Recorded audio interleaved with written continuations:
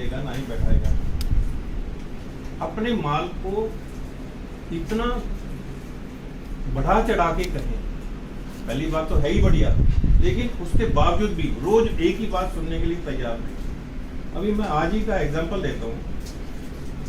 आपने सर जो ड्राइवर भेजा रविंद्र, मैंने जैसे ही मैं बैठा ऐसे टॉफी लेकर के उसको इस टॉफी दी, मगा मीठे मुंह से शुरुआत कर। रविंद्र जी मीठा मुंह कीजिए, देखिए आप कोई जान पहचान नहीं।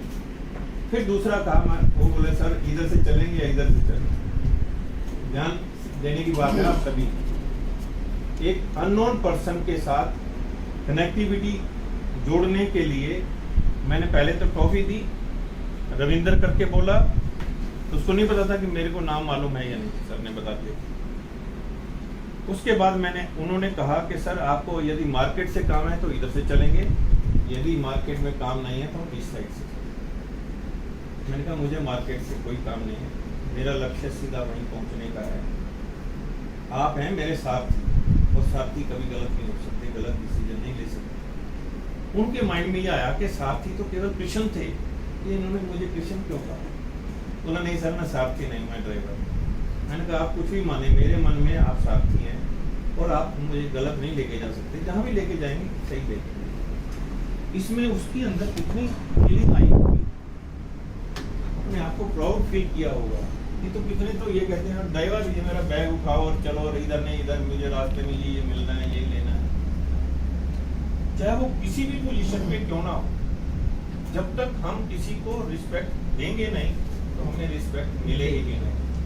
केवल ड्रेस पहनने से, पोजीशन आने से रिस्पेक्ट नहीं मिलती, रिस्पेक्ट मिलती है आपके बिहेवियर से। एक बार की बात है, एक जंगल में आग लगी। जब जंगल में आग लगी, जितने भी वहां के जीव जंतु थे सब भागने लगे, केवल एक स्पैरो चिड़िया बची। और वो चिड़िया क्या करती, तालाब से चोंच पड़ती थोड़ा सा, और जहाँ आग लगी थी वहां बुझा रही थी। जब वो आग बुझा रही थी तो जैसे कहते हैं ना कि देवता भी हैं और राक्षस भी हैं, तो कौवे ने उसका मजाक उड़ाया, चिड़िया तुम पागल तो नहीं हो गई, तेरी चोंच भर पानी से जंगल की आग तो नहीं बुझेगी। चिड़िया ने बहुत अच्छा जवाब दिया। उसने कहा कि मेरे ये आग बुझाने के पीछे कई कारण हैं। सबसे पहला तो मेरा कारण है कि मैंने आग लगाई नहीं, इस जंगल में आग लगाई नहीं। दूसरा, मेरे अंदर जो सक्षमता है, मेरी जो कैपेसिटी है, कैलिबर है, टैलेंट है, क्वालिफिकेशन कह लो, एजुकेशन कह लो, एक्सपीरियंस कह लो, अपने हिसाब से उसके मुताबिक मैं कर रही हूँ। मैं अब बड़ा टैंकर कहाँ से लाऊं, मेरी चोंच में जो कुछ आएगा पानी मैं बुझा रही हूँ। तीसरा, जब भी कोई आग बुझाने की बात चलेगी तो मेरा नाम जरूर आएगा कि आग बुझाने वाला। मैंने आग जलाई नहीं, लगाई नहीं। उसके बाद जो लास्ट वाला, उसने कौवे ने उसको कहा, आग लगी इस वृक्ष पर, ये पढ़िए, जलते उसके पास आग लगी। कौवे ने कहा उसको, आग लगी इस वृक्ष पर, जलते इसके पास, तुम क्यों जलते पक्षियों जब पंख तुम्हारे साथ। तुम्हारे पास तो पंख है, हमारे पास तो पंख नहीं है, भाग रहे हैं आग से बचने, तुम तो उड़ सकते हो। वो चिड़िया ने उसकी बात का जवाब क्या दिया, फल खाए इस वृक्ष के, गंदे कीने पार। सुख में हम इनके साथ रहे, जो भी वहां छाया थी। फल खाए इस वृक्ष के, गंदे कीने पार, अब फर्ज हमारा ये करे, जले इसी के साथ। दुख में हमारा फर्ज ये नहीं बनता अपने परिवार को, अपने हेड ऑफ द फैमिली को परेशानी में देखते हैं बाहर। ऐसे सोसाइटी में, ऐसे ही कंपनी, ऐसे ही कोई बिजनेस है, हमेशा एक जैसा समय नहीं रहता। कभी सेल बढ़ रही है और कभी सेल घट रही है, कभी माल बहुत अच्छा बन रहा है, कई बार डिमांड ज्यादा है, सप्लाई कम है। तो उस समय हमें इतना नखरा घमंड नहीं करना चाहिए कि कस्टमर को कहें नहीं नहीं कुछ नहीं मिलेगा, क्योंकि डिमांड बहुत है। हमेशा याद रखिए, जितना कनेक्टिविटी आपकी अपने कस्टमर के साथ होगी, आप उतना ही कंफर्टेबल फील करेंगे। आप एक बार उसके साथ नाराज होकर के देख लें, अगर वो पानी भी पिला दे तो आप में से मैं एक थोड़ा सा इंटरेक्शन करना चाह रहा हूँ। कितने लोग अपने कस्टमर के जन्मदिन से या कोई और खुशी है उसमें सेलिब्रेशन के दिन आप उसको याद करते हैं? क्योंकि काफी लोग बहुत पुराने भी होंगे और उसको कनेक्टिविटी किस तरह से जुड़ती है वो मेरा एक्सपीरियंस ही पड़ेगा, तो थोड़ा बताएं। तो सभी कस्टमर्स के साथ तो वो सेम कनेक्टिविटी नहीं है, बट फ्यू कस्टमर्स हैं जिनके साथ बहुत पर्सनल प्लस प्रोफेशनल दोनों रिलेशन बहुत स्ट्रॉन्ग है। इवन कुछ फंक्शन रहता है तो वो मैसेज भी करते हैं या कोई सेलिब्रेशन है प्रायर इन्फॉर्म भी करते हैं, और सेम वैसे ही रहता है। अगर कुछ ऐसा है तो मैं भी उनको इन्फॉर्म करता हूँ, रिक्वेस्ट करता हूँ कि आप अगर आ सकते हैं तो। अभी जैसे बर्थडे है और इवन शादी है तो उनका इनविटेशन आता है, हमारा इनविटेशन आता है। कुछ भी तो जैसा भी एसोसिएशन ने बताया सेम मैं भी देता हूँ, और सोशल मीडिया पर भी मुझे प्रोग्राम पर तो उनकी एक्टिविटी को लाइक करते हैं, और उसके बाद फाउंडेशन इतना अच्छा हो गया है ना कि जब मुझे कोई प्रॉब्लम आता है, प्रॉब्लम मीन्स कि हमारे यहाँ से तो वो हमें वेल इन एडवांस बताया कि आपके यहाँ प्रॉब्लम आ रही है। अगर हम एक कॉमन सप्लायर होते ना तो हमें बिल्कुल ठीक। और बाकी भी सेल्स में अपना अपना एक्सपीरियंस बताइए।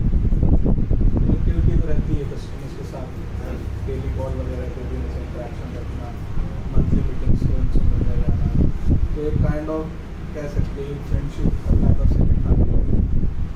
और किसी का एक्सपीरियंस कोई शेयर करना चाहे? मैं एक ऐसे आदमी को जानता हूँ जो उनके बर्थडे की लिस्ट है, मान लीजिए 4 डायरेक्टर हैं या 4 मैनेजर हैं, उसका बर्थडे कब है, और वो उस दिन सुबह सबसे पहले उसका फोन जाएगा, और उसके बाद फिर वो कहेगा मेरी बिटिया की भी शादी है, सुनने लग जाएगा सेल्स स्टाफ। जब भी आपको यहाँ की कोई प्रॉब्लम आएगी, सर मैं आपके पास माल तो भेजना चाह रहा था, अभी गाड़ी नहीं है या रास्ता बंद है, वो ये कहेगा मैं गाड़ी वहाँ तक भेज देता हूँ, आप यहाँ तक भेज दीजिए। आपको कोऑपरेशन ही कोऑपरेशन होता है। हालांकि आज आपको ऐसा लग रहा होगा कि ऐसा कौन सी कंपनी या कौन सा कस्टमर हो सकता है जो इतना कोऑपरेट करे। मैं आपको एक बात और इसी के साथ शेयर करना चाह रहा हूँ। मैंने लगभग 30 कंपनियाँ बदली अलग अलग टाइम, गवर्नमेंट जॉब भी की, 18 साल mother dairy national dairy development board में मैंने काम। उसके बाद प्राइवेट कंपनियों में बहुत किया, जैसे मैं अगर बताऊँ तो Jindal aluminium, Atlas, Beltek TV, वाल्टेक फ्रूटी, बीकेटी, तो डिफरेंट ऑर्गेनाइजेशन में डिफरेंट तरह का कल्चर। कहीं तो ये होता है कि बॉस इज ऑलवेज राइट, कहीं ये है कि बॉस सबके साथ मिलजुल करके सलाह लेते हैं, उनकी इनपुट लेते हैं, और उसके बाद फिर कुछ लोग जो सेल्स स्टाफ है वो अपने कस्टमर को भी इन्वॉल्व करते हैं। तो भाई माल कम है, डिमांड बहुत ज़्यादा है, तो आप इस बार इतना ले लो, बाकी साल और इतने ही सेल्स मैन वहाँ जा करके उनसे दूसरे कंपटीटर के बारे में बात आपके यहाँ और क्या बिक रहा है, क्या पोजीशन चल रही है। मैंने बहुत कम सेल्स स्टाफ को देखा है, वो तो बस वो टारगेट रखता है कि मैंने अपने बॉस को नंबर बनाने के लिए इतना मैं ले गया था, इतना भेज दिया। वे लोग जो तूफान आने से पहले अपनी तैयारी नहीं रखते, तूफान का मतलब क्राइसिस, बहुत ज़्यादा परेशानी का सामना करना दिखाना चाह रहा था। संजय दत्त की एक फिल्म थी मुन्ना भाई MBBS, थोड़ा एंटरटेनमेंट एंजॉयमेंट देखिए क्या 3, 2, 1